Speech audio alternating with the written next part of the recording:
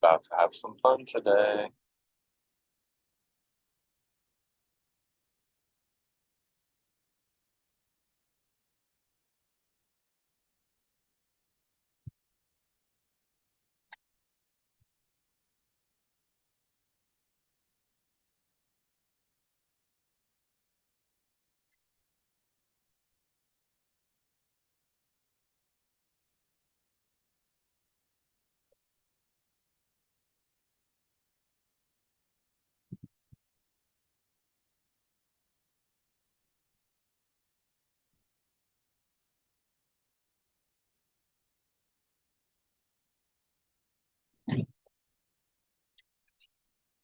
I'll get rolling here in a couple minutes, guys.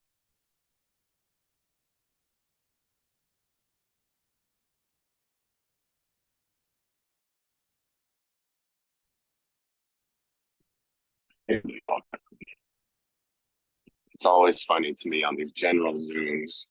Everybody strolls in late, but you get on the Mondays, everybody's on time. It's always interesting. I see a lot of cameras off today. I assume if your camera's off, you're probably not paying a whole lot of attention. So cameras on is always appreciated. Um, you'll actually get more out of it with your camera on. So I'm just gonna throw that out there. Devin, we'll give it a couple minutes just to let everybody pour in here.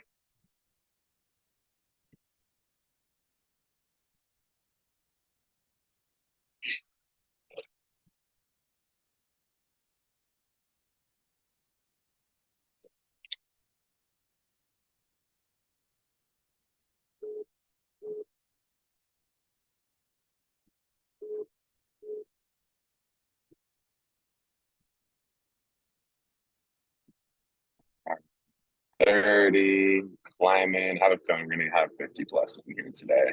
It's a good topic. Devin, you ready to open the kimono? Yeah, sure. All right. Well, let's jump into this. I want to respect people's time that are on here on time. So I know that we have some guests, but just for those of you guys that are guests on here today, this is one of the masterminds that we do inside our Fast Forward group. We do this every 2 weeks.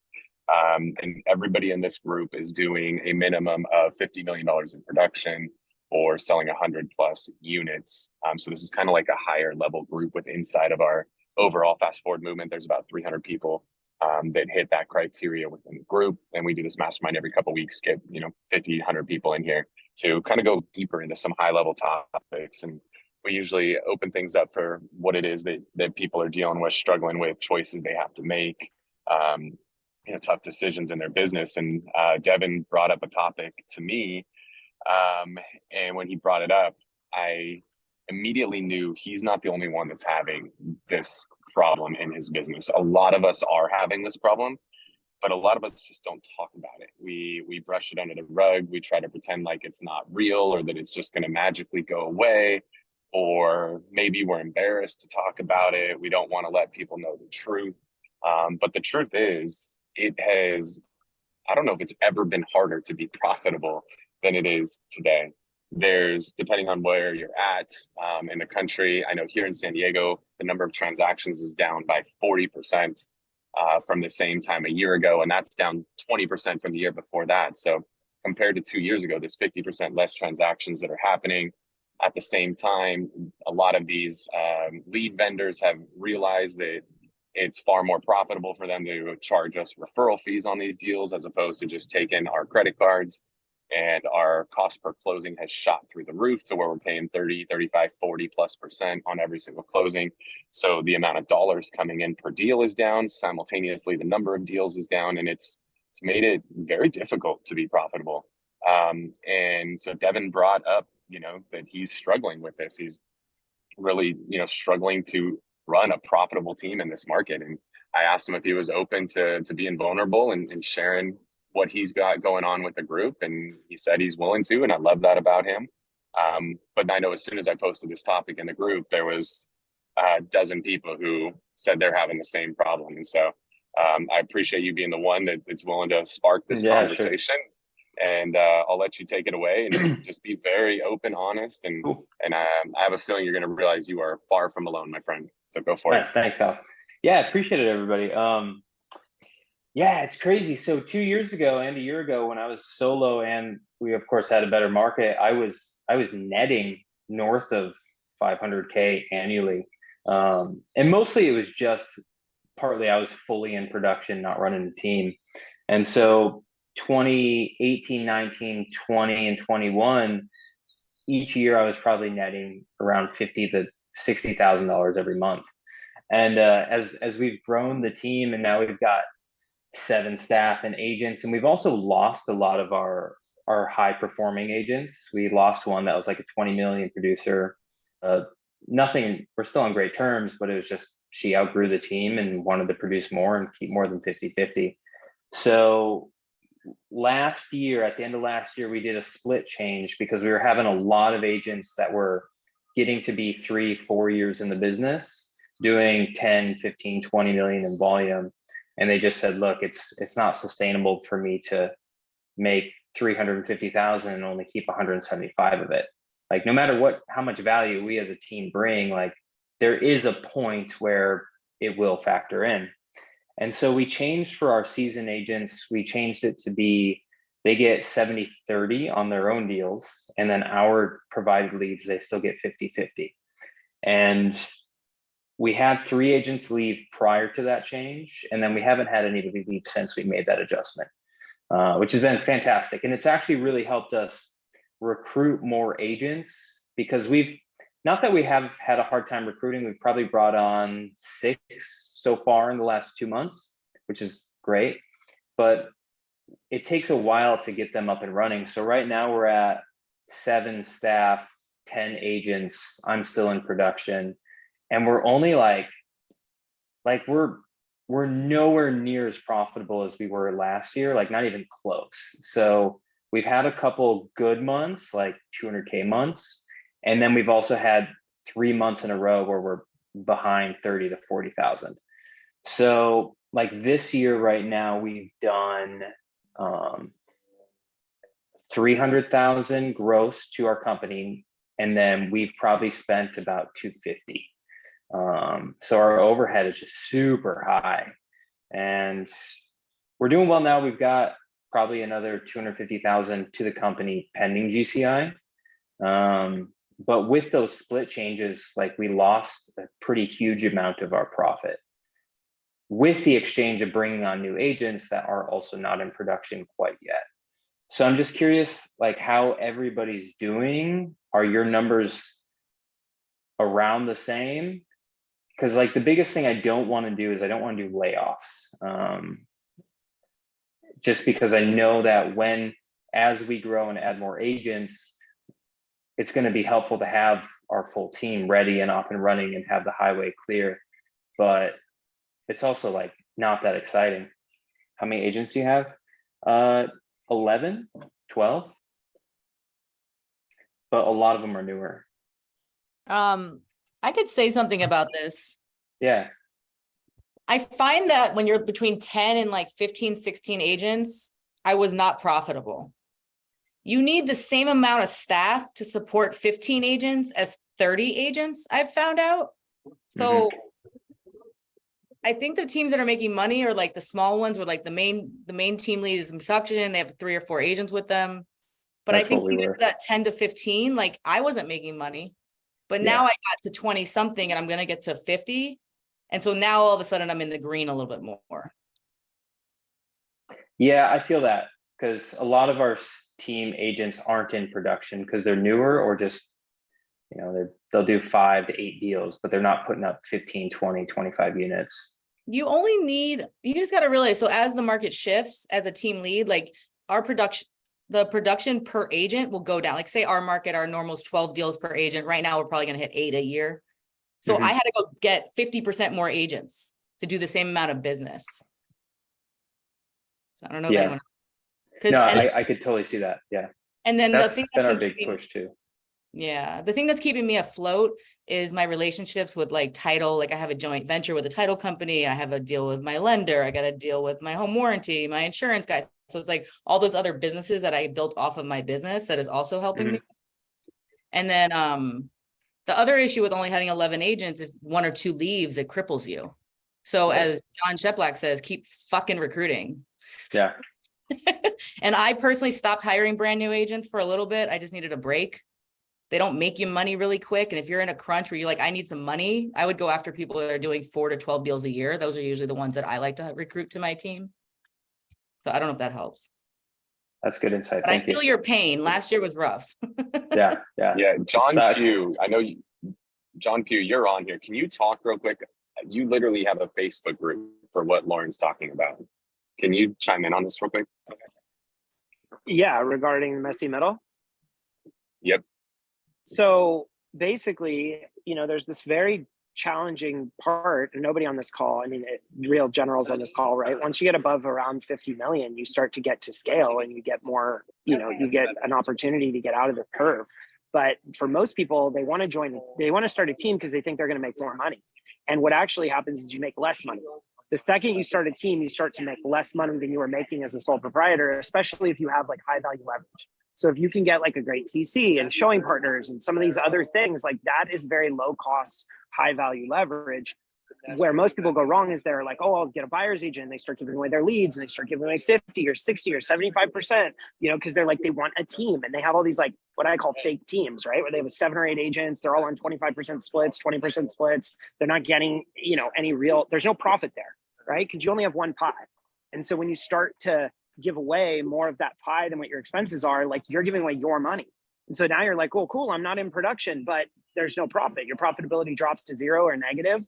And it's not until you get to, usually for most people to outrun their expenses and everything else, it's like 40 or 50 million when it starts to get better. But that has everything to do with how you set it up and how you scale and what your expenses are, et cetera. That messy middle could run all the way to 80 million in volume if you're not careful with that expense management and you're not good with your splits.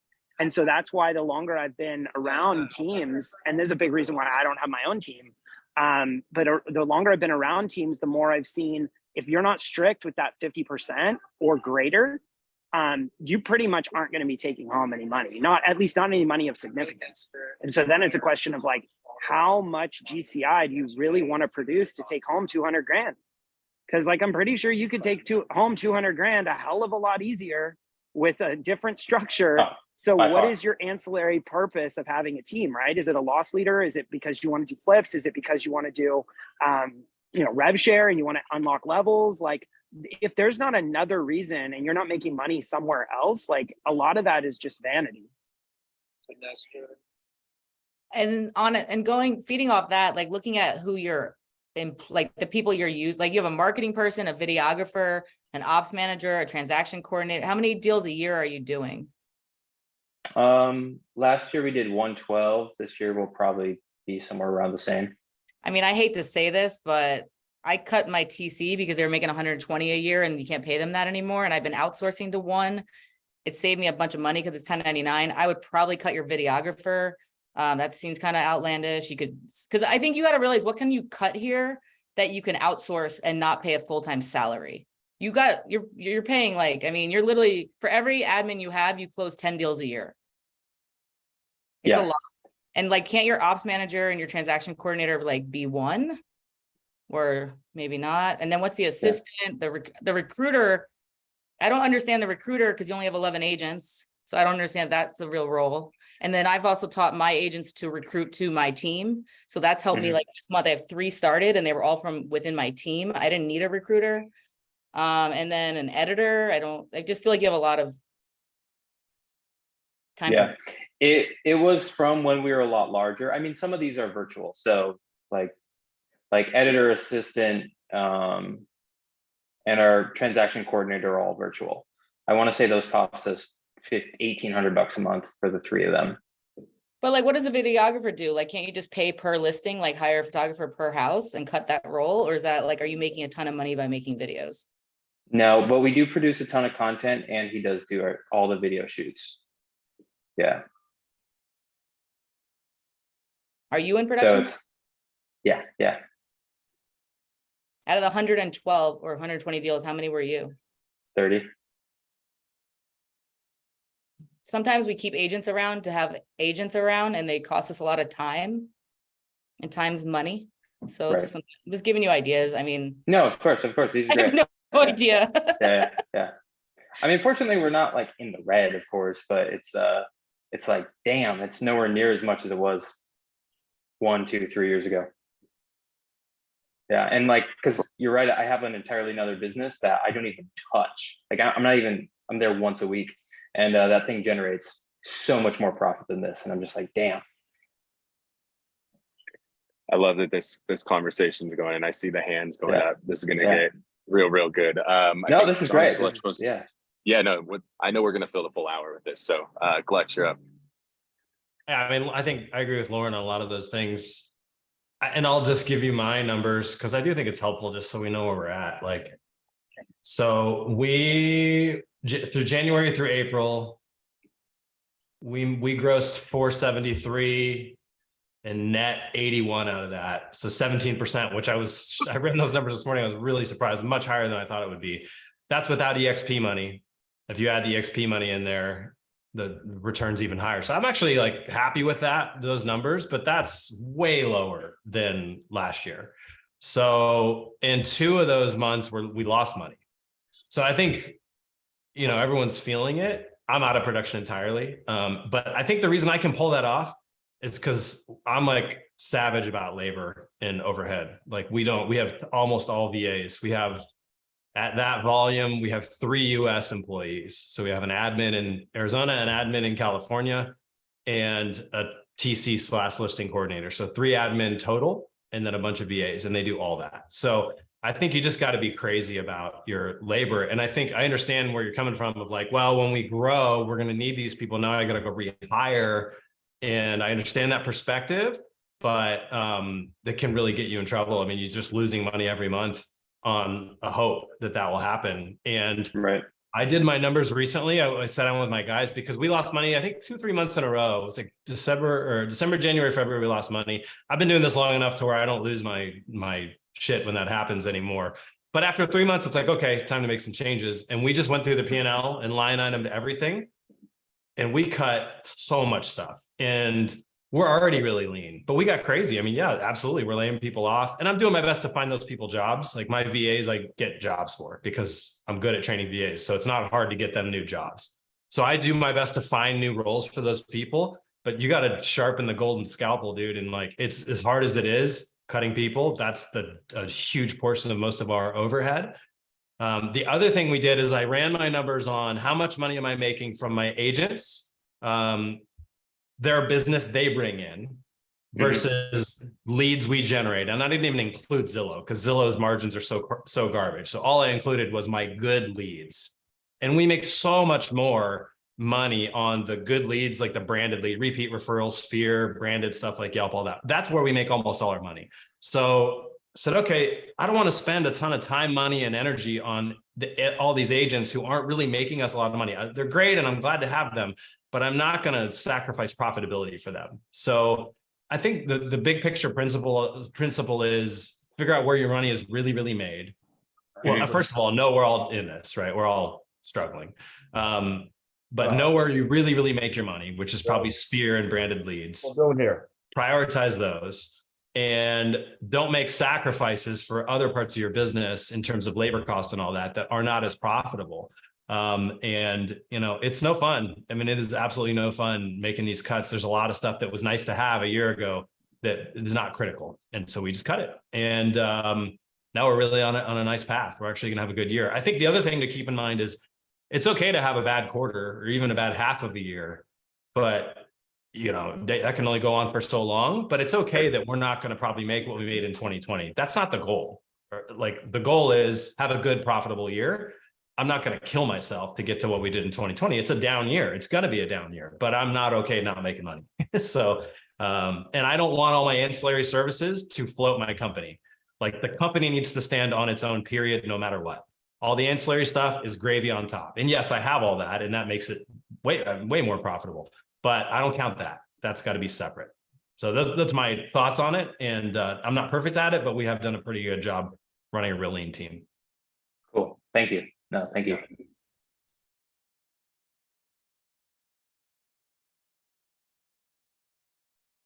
All right, What you think, Tammy, you're Tammy? up. Yeah, I'll go next. So I'm literally have been working on budgeting both personal and business for 2 weeks. This is my latest hand scratch of going through every credit card for the business, for the real estate credit card and the debit account. Is this all in QuickBooks? Yes, but my bookkeeper is amazing. My partner, basically, she doesn't always code things right. She's not really doing much on real estate, so I know it's not perfectly coded. I was like, no, one old school, one thing at a time, code by code, month by month. I want to know what's spent. So yes, while I'm very envious that he's got his things on lockdown, I think most of us don't. And when you do this, I see thousands upon thousands upon thousands of garbage stuff that all falls back on nobody but Watash for not watching it every month. And those subscriptions just keep going. I haven't used this in 3 years. You think it's small? Well, you add that times a ton, and it's another 1,000. I mean, I bet there's $10,000 of waste there. So what I've been telling the team is my first priority is to protect our people. So I'm getting rid of all the crap. If you want more newspaper ads, that's not going to happen. I mean, another 2,000 a month. We do amazing parties, but guess what? Until times get better, we just had a great Kentucky Derby one. No more until, you give a $5,000 budget. They don't stay within budget. They don't know how to stay within budget. So I think just as much as seeping out the back end as is the other, but yes, I do need to look at the employee side. But if you haven't done this lately, do it, because you probably have thousands of dollars just losing. Going away, washing away. Yeah. Cool. Gelman, you're up. All righto. So I want to start with, first of all, I disagree with the scalable comment. That's going to work for everybody. There's teams right now that are some of the biggest in any brand, any company, that are losing the most amount of money. It's like there's people that say, if I only had X amount of dollars, if all I made was X dollars, I'd be rich, and then I'd be able to pay for.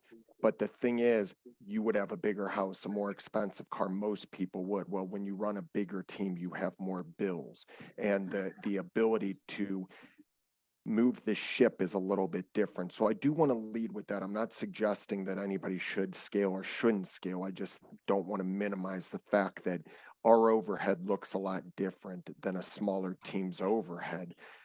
We are profitable. We watch our P&L. We watch it on a daily basis, a weekly, a monthly. I appreciate what Tammy said about these subscriptions, about different. Everybody should be evaluating. Everybody on this needs to understand what their sources are, what their revenue looks like month over month.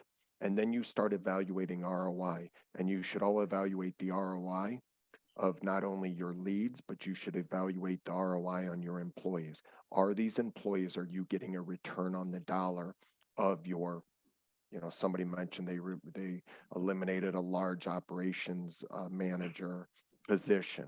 And with that being said, we should be very fiscally responsible to evaluate every dollar. But I don't want people to think that if you just get bigger, it's easier. Because when you get bigger, it's also you have to grow, and you have to grow with new employees or new agents, and those new agents are not getting into production like existing agents. Our average agent used to sell 24 homes, new ones, in a year, and now they're probably down to 12 or 10. Lauren said hers went from 12 to 8. The profitability on somebody with the ROI of time, energy, and money of putting in the time we do with the training and other.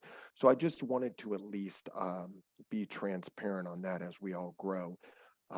We just have to be even more cognizant of expenses. I appreciate this conversation, because at the end of the day, we're all in business to make money. And if you don't need money, we give it away to charities and other, but we are all for profits, not for profits. So I do appreciate this conversation. I also am happy, I'll offer this. I'm happy to sit down over Zoom with anybody's P&L. We'll get granular. We will go line item by line item. I was a CPA, and but you have to be prepared to cut. So anybody that wants to, share a P&L, transparent P&L, I'm here. That's how passionate. If you were at the Fast Forward movement in San Diego, I spoke about this. I spoke about the importance of a P&L. That's what we need to do. So thank you for bringing it up, by the way, Devin, because you're not by yourself. Biggest teams in the United States right now. There's many that are just shit right now. Profit profitability. Their own, and by the way, a big amount of them, their team leaders are back in production to pay the bills. Awesome. Mary Maloney, you're up. Yeah, I mean, I'm very passionate about this. And Devin, like, I just think you're so awesome for being transparent and bringing it up, because I was one of those, like, you know, head in the sand people back when I had a partner back in 2014, back in 2015, and it led to our implosion. And there is something like Mark spot on. Like, he is, look, not to say that Mark and I are old, but there is something to be said for time on planet and time in industry, right? The TOI. But it is something to look at, because this messy middle concept is not new. I mean, Wendy Forsythe coined this phrase back in 2012. There is something to be said about scalability when you're trying to be a big team, but you don't have the agents to support the expenses of a big team. Not that a small micro team with showing agents and leveraging staff to support the rainmaker can be a highly, highly profitable model. So as our industry continues to ebb and flow, look, our industry, teams, micro teams, solo agents that are just banging it out of the park, like, everybody's business looks very different than it did 5 years ago, than it did 10 years ago. And I think there is I think we sometimes do a disservice in this industry where big teams or middle teams that make themselves look successful really aren't profitable when you are in some coaching environments. And that can lead to a disservice. But as business people, the number one thing we can do is lead with our P&L constantly. After my partner and I split, after our team imploded in 2015, and I had to take over being all things, digging into that P&L and really understanding, as John pointed out, as Mark pointed out, really, as Tammy is just doing. I have been doing this with my bookkeeping, my new bookkeeping firm, Simple Numbers, for the past 2 weeks, because I'm like, there is no way in hell my transactional business lost $115,000 in the first quarter. There's no freaking way. So now we are going line item by line item. What is direct? What is indirect? What are the expenses that I am putting through the business because my tax person is telling me to put those through the business that aren't really a direct expense, but it's an indirect expense? And then what are the EXP expenses? Because look, all of us also have this additional service, this additional income called revenue share. Well, revenue share cannot be 100% for profit on our P&L. There are expenses, there are things that we spend to build our revenue share as well. So, you know, with their help, we are now line item, as Tammy is talking, because when the business is good, we're not paying attention, right? When it's rolling, we just aren't paying attention to all these things. And we're like, hey, the business is good. I got, you know, 200,000 in the bank account, like shit's rolling. We're fat, we're living large. But then when stuff does turn, then we're like, oh shit. And then that's when you start going line item by line item to say, what am I really spending on my transactional business? What am I really putting through the business that is indirect to me and my family? And then what am I really spending on ancillary services? And those need to be, or ancillary income, other income, and those need to be, you know, separated out. But the messy middle is a thing. if you're trying to be a big team, but you don't have the scalability. But it's not to say that being a micro team can't be super profitable. It's just in how you organize it. And I think that that's going to be a big question, which I'm super happy that you brought this up, because it's something that women struggle with a lot in this industry, because they're told that to succeed, they have to grow a team. However, you can get stuck with high expenses, low income when you try to start bringing on buyer's agents. And we need to be cognizant of, there is this awesome micro team formula that does work, that is highly profitable.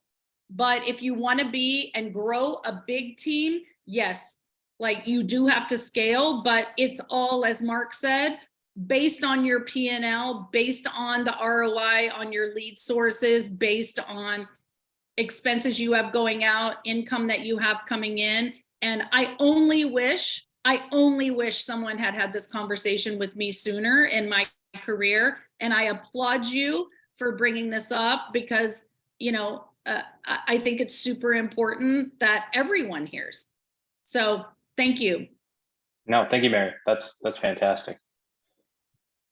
Beautiful. So Jessica, let's hit on this, because you're doing something very different. So you're the opposite of Chef Black KFR. You're the complete opposite. So let's talk about what you're doing and the shift you've made. Yeah. So I was a broker owner, then we moved to EXP, and I had several agents. And what I found was that model just wasn't working for me in my community, and really was basically bankrupting my family. And I had a really strong base. And because I was trying to work myself out of production and referring a lot of this business, I was losing my base. They were, going to the agent that I referred it to. And so 2 years ago, my team just like exploded, and I decided, okay, I have to do something different here. So I decided to go back into production and to do majority of the transactions, and to build what I'm now finding is called a micro team, and exactly what Mary was talking about. So you have the benefits of the solo, which is quality control, more income, you're not splitting your commissions, but you have the power of a team because you have the support and the staff to assist you. And so the way my team works today, I'm working about 20 hours in my business every week. We close about 150 transactions a year. And I mean, the way we do that is I have a marketing and ISA person. That's one position. So she's generating the leads. She's also keeping in touch with my past clients with our client experience plan. We also have a showing agent, and I shared in the chat, I pay her 15%. From the time I win the business, she takes over. We're in a group message and follow-up boss. And so I'm always in the loop. I'm always the expert, but I have somebody handling the business for me at every point. So from the time the lead comes in, I win the business, I sign the contract, my showing agent sends them properties and shows them houses. I don't have to do that. They find the right house, I negotiate for them. And then my transaction coordinator takes over, and again, group message. So I'm in the loop. I know what's going on. I can step in if needed, but that's how I'm able to scale and run a whole nother company and work in my real estate business 20 hours or less. Cool. That's pretty awesome. I know there's got to be a lot of questions for her. So let's. Yeah, there's a ton. I mean, Devin, what's the reason that you want the agents? What's the reason you want to grow that? Yeah, ultimately the goal is to position myself out of the company entirely. I mean, I just don't like selling. Is that why? No, it's just I think it's use of time. Like I opened up an entirely another company and I do nothing. Like all I do is essentially keep the profit, and I do a 90-minute traction meeting once a week, and that's all. And I've often been thinking, it's like, why do we all spend 40, 60, 80 hours a week in this business so much? Like, why is it that in any other company you can hire a general manager and they just run it? Why is it that the brokerages here, like, because Glenn Sanford doesn't run Hawaii brokerage, like, why do we as team leaders feel like we have to be the person that is always the team leader? And it's like, well, that's a silly concept, because it certainly doesn't have to be that way. I'm sure it's challenging, but it's not impossible. And so eventually it's really to scale myself out of this business and focus on other ventures as well. I think the mega agent team is replacing the brokerage, and we all Yeah, know that the seems brokerage like it. model doesn't work. So that's my personal opinion. I'm sure it works for some. Right. Like Kyle. It's not always profitable, but we got 88 deals closing this month. This is going to be a very profitable month. So they're not all profitable though. I think That for is like for damn 1% of the agents, right, that does work for sure. And again, Lauren said scaling. I mean, I'm sure that there's that level that you get to where it's just about volume. But for most of us, I think most agents, they just want a little bit of help. And I think this is a much better approach and more scalable. You have the help, you are able to make more money, not more money, and have the time. You're keep your time, basically. Yeah. I mean, So this Devin, micro team concept. Go ahead. truly removing yourself from the business, I can't think of a single person who's ever done that in this. This is just not that business. This is a different kind of business. So like, I don't know any. I know some people who've sold, and typically it fell apart after they sold it. So that might be a goal. Even that though is hard. Like, That's tough. You're trying to become a unicorn. So I think that's the wrong goal. I mean, you can get, I haven't been on an appointment in 6 years. I don't even have a real estate license in California, which is where I live. So you can get removed, but I'm still the leader. I'm definitely still involved. So is Kyle. So is Dan. I mean, I don't know anyone who's not. So I think that's a tough goal personally. Why do you think that is, John? Why do you think that is it true that we cannot remove ourselves, or is it what we think? Is it an ego play? Why do you think we never remove ourselves? I think it's just a tough business to do that in, because it's entrepreneur. Like if you run a plumbing business and you start a plumbing business, you get an operator and all the other stuff. Those people are generally not entrepreneurial by nature. Real estate agents are entrepreneurial by nature. So recruiting, having someone who will run your company, but not want to go run their own company is nearly impossible, because those people don't really exist. They just go do their own thing, So that's my hunch. I'm sure it's more complicated than that. For me, it's like, to some degree, why doesn't even really matter. The fact that no one's done it, or nobody I know of has really done it well, means I'm not trying to do that. I want to be as involved as I want to be, and I design everything around that. How do I want my day to look? That's how I build. That's what I've been up to. I don't know what do you think? I don't know if you have an idea on that. I think ego is a big part of it for sure. I think there's a massive.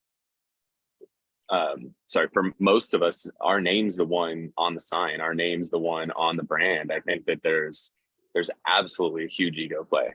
And I think a lot of us get it in our head that like nobody can do it better than me, or the way that I do it. Like I think that's a huge part of it for sure. So I don't know, but I think you're right. I don't know of anybody who's fully exited successfully. Yeah.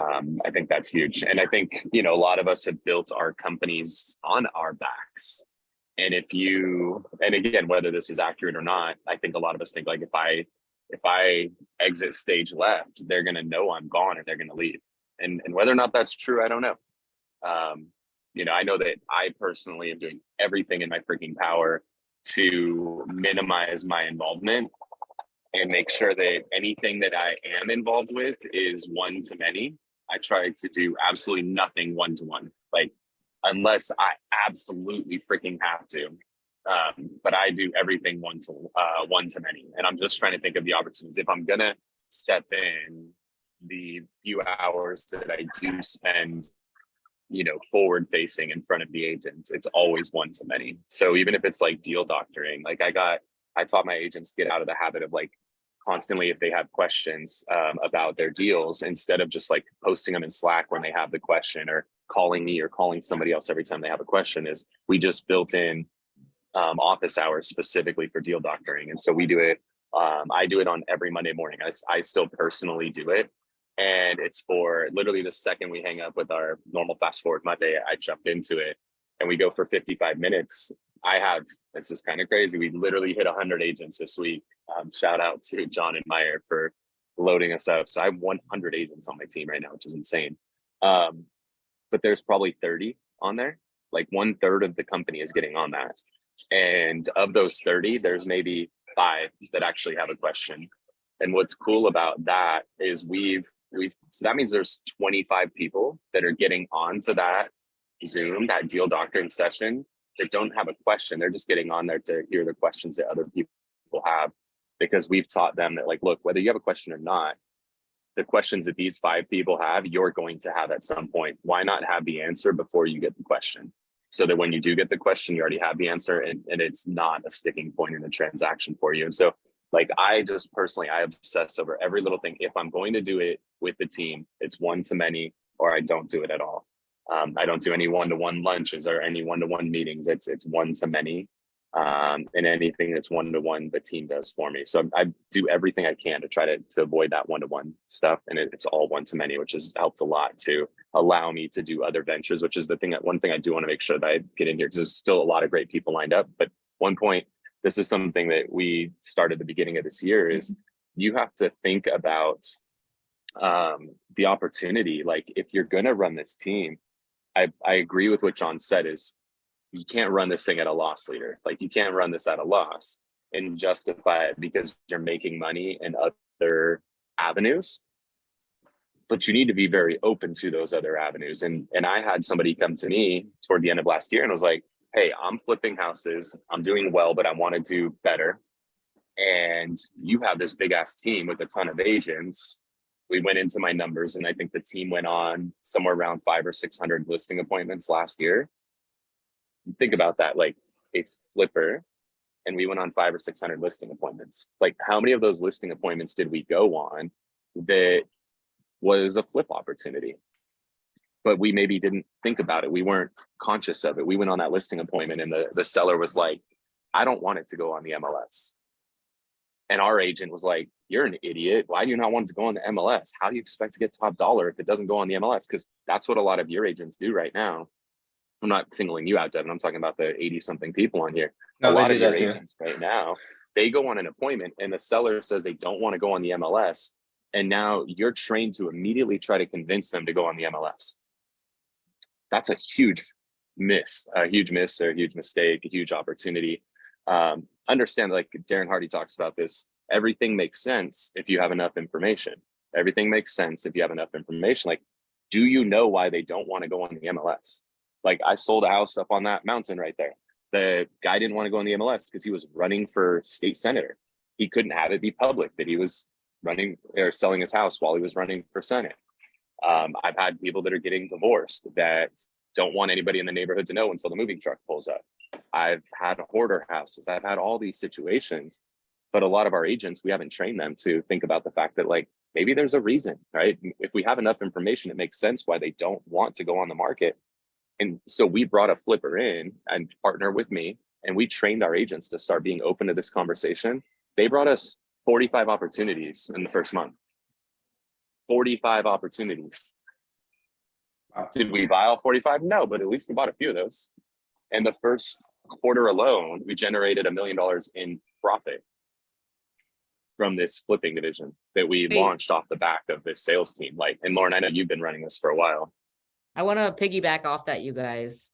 We just bought a house for $185,000 from a listing appointment, and we wholesaled it. We made a $55,000 assignment fee. 3% of 185 is not that much money. So, like, training your agents to recognize, is this wholesale or retail as soon as they get in the door is super important. And if you're going on listing appointments and not getting wholesale deals, there's a lot of low-hanging fruit. Yeah, I'll not to one up you, but I just bought one that one of my agents went on a listing appointment for 1.43, and I'm under contract at 1.575, and I spent $500 rehabbing the house. That's it. That's $100,000+. Wow. Does everybody understand that with wholesaling though, sorry, I don't mean to cut everybody off, but like, you're assigning the contract. So like in my case, I didn't even have to close on it. I do use an AOS. I don't use a state contract, and I do not run assignments and investment deals through EXP. Just kind of want to put that. I don't know. Do you, Kyle?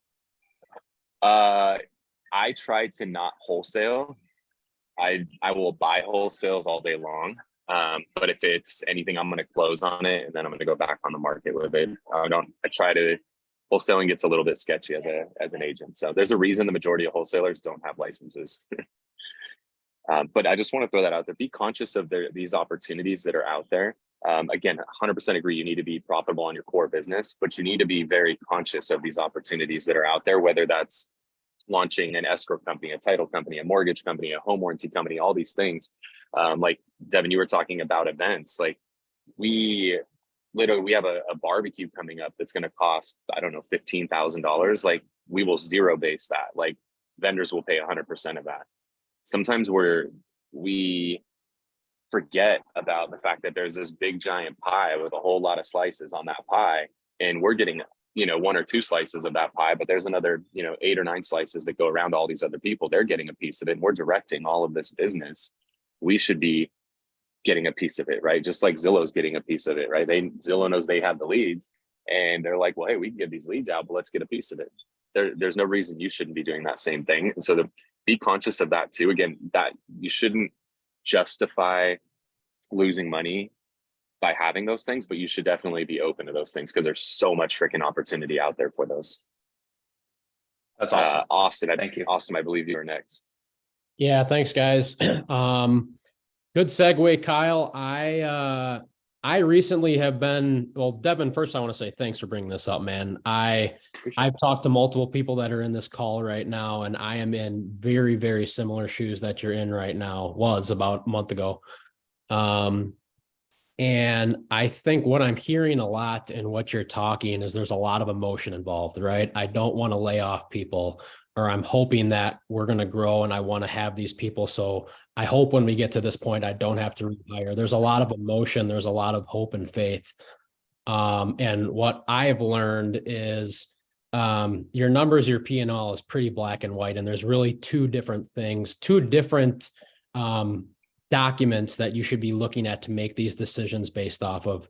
And if you guys have read the book, The 4 Disciplines of Execution and Lead and Lag Measures, you got to be tracking your lead measures, which all of ours are tracked on a company scorecard. So new leads, appointments set, met, all of that stuff to predict the future. But by the time you look at your P&L is a lag measure of your business. So your P&L from this month was a reflection of January, February, right?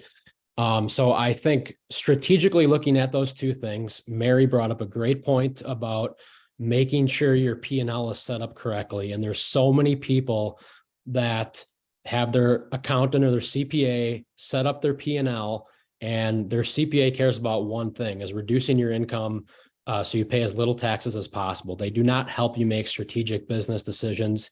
They do not know the intricacies of running a real estate team.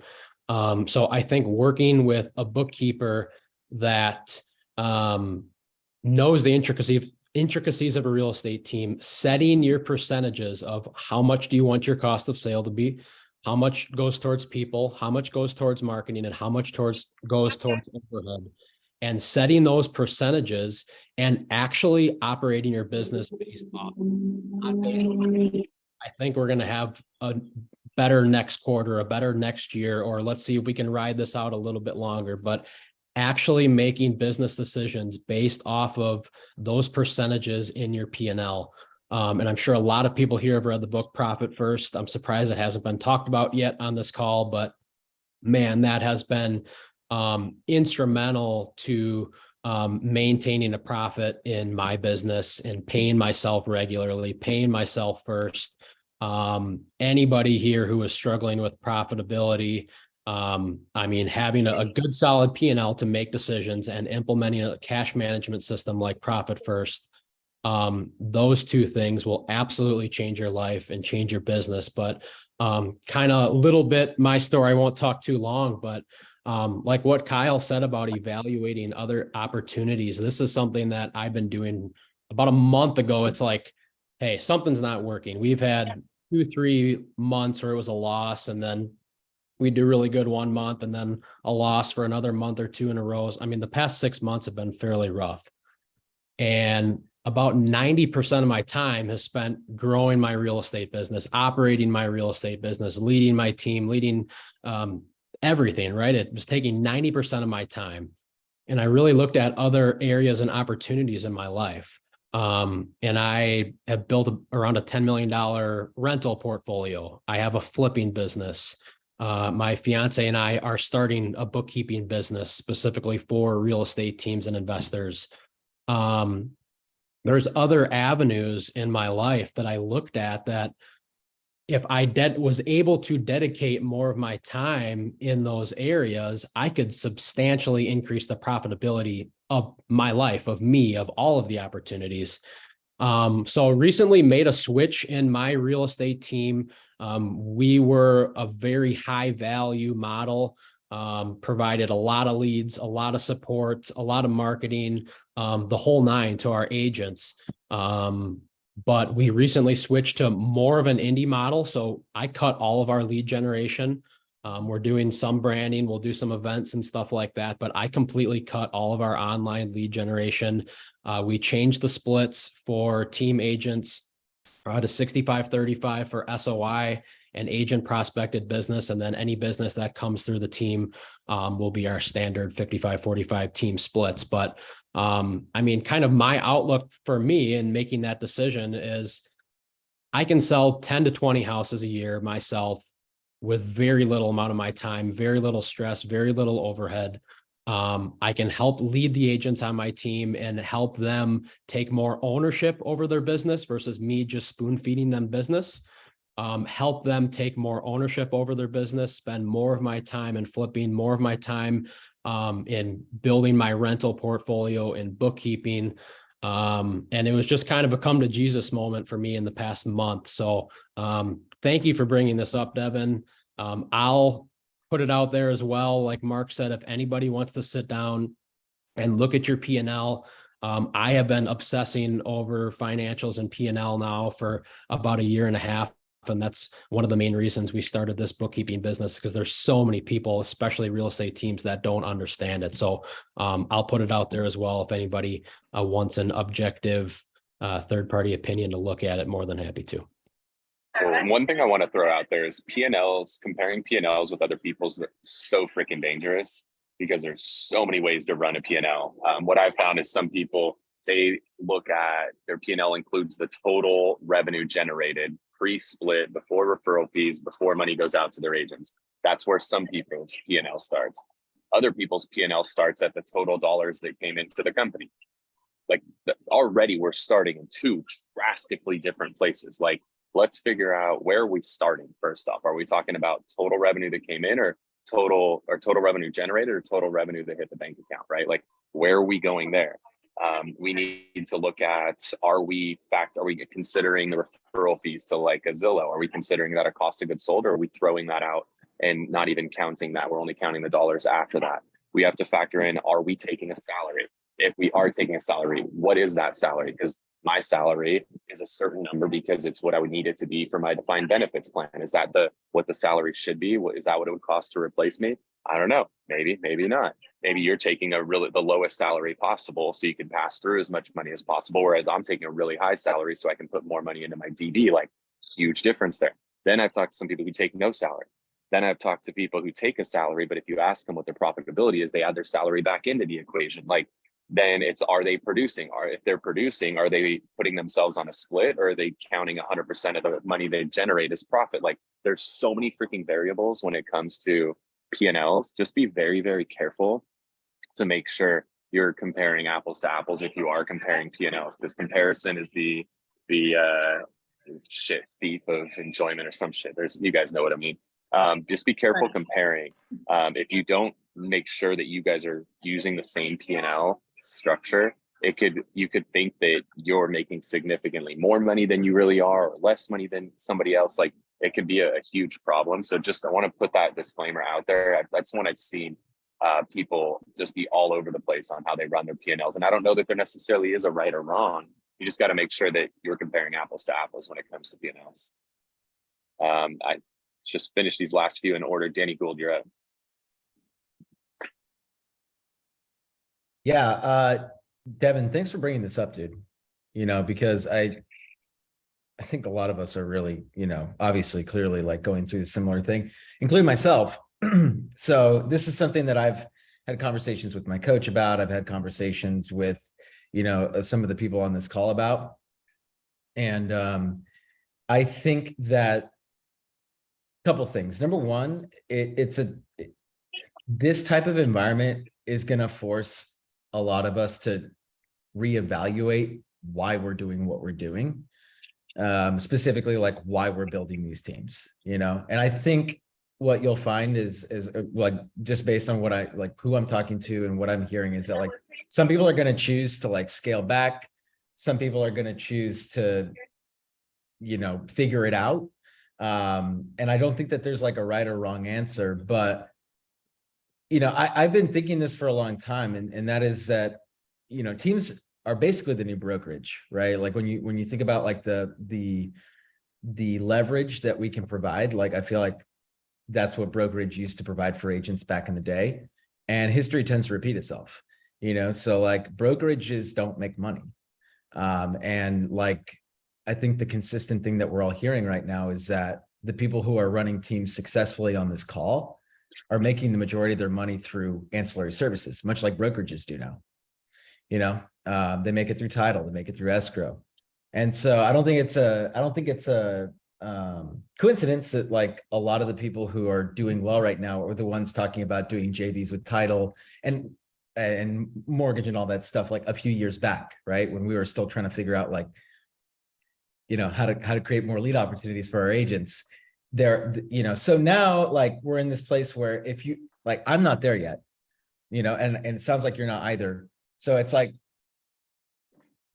I'm definitely taking a step back and I'm cutting a bunch of expenses, like a lot of the people on this call right now, and then get ready for the next wave. Cause like, just these things are cyclical.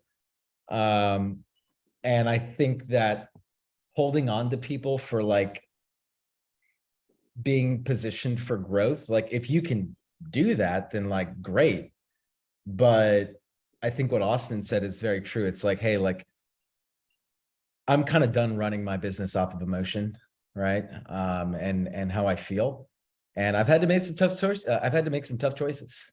Over the last few months. And I still have a few more tough decisions to make. So I don't think that it's a bad thing. It's just like, dude, like you got to do what you got to do. Right. So, anyways, my 2 cents on it and what I'm observing. So, yeah. Thanks, man. Awesome. Yep. Damon, you're up. Alan, you're on deck, and you'll close this out. Yeah, so I was just looking at my numbers yesterday and I was like, what's going on here? I looked at gross profit, it was 60%. Then I looked at net income and it's 18%. So there's 42% of gap that's total expenses. So I'm trying to figure out, where do you cut 42% expenses to again, how many homes do you want to sell to net $100,000, something like that, like we talked about earlier. And I don't know if anybody has any feedback. I only have one international or virtual agent. Probably could outsource a lot of my stuff to virtual. So I did ask in the chat earlier if anybody has any first round draft picks they want to trade. I am looking for recruits that could bring more things virtual that would save me on all the payroll taxes and all that stuff. But 42% of expenses on a 60% profit just doesn't seem like it's a smart game. Yeah, John Clutch is really, really good on this VA stuff. I'll make sure that we post it up in the Slack channel, his course that he did on VAs, but it's really, really good. He uses VAs about as good as anybody that I know. So I'll make sure we link that up. And then he's a good person for you to talk to as well. Cool. Yeah, if anybody has anybody, please message me directly, and I'm definitely interested. So Alan, you're up. Okay, good. Great topic. In fact, I was going to suggest something similar, not exactly the same. So this kind of beat us on that topic. I have had similar scenarios over the years, right? Been in the business a long time. And there were a couple things that might help many of you as they've helped me over the years. One of them is I saw Robert Krieger speak way back. I don't even know if he's still alive, for that matter. He wrote a book and it's called If It Ain't Broke, Break It. And it's an incredible book just about the concept of him being a consultant and helping businesses solve, you know, basic scenarios where they couldn't figure out profitability. And he has some great stories in there. The other one that I went to see was Brian Tracy, which I'm sure many of you know. And that was strictly a business seminar. And he had an incredible, I remember I was just blown away by one of the philosophies one day. It was just 20/20 hindsight. And that was what I was going to suggest for all of us one day is 20/20 hindsight theory. And he said, if you had to make the same decision today about the business problem that you have, would that decision be the same that you made? Hiring this person, this marketing, this expense. If it's not the same, you cut it immediately. If it's a volatile decision or if it has to be thought about, you have to address it immediately. But he challenged everybody in the room that day to go home and fix all of those immediate 20/20 hindsight changes, like that day, that minute, like no questions asked, like it's done, it's over. So it just goes along with what many people are dealing with here, or all of us are dealing with. The last one, I had a great conversation with somebody, I think it was John Pugh. We were just going over a few things. And the conversation came up as like, what if this business is this way for the next 5-10 years? Like what if we have inventory problems for a long time? Like what decisions, if we know that, you know, going in advance, and we really believe that it's going to be that way for 5-10 years.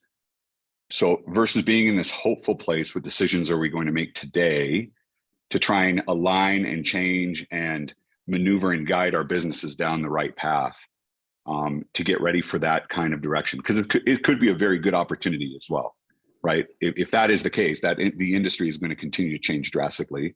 We're going to continue to see many people get out of the industry, which is going to give many of us continued opportunities. But we have to be prepared and build that place for growth. But I think it goes in line with everything everyone's been talking about. It's a great conversation today that just you know, difficult situations, make the decisions without emotions, which is tough. But I appreciate everyone being vulnerable today, and I got a lot out of it. So thank you.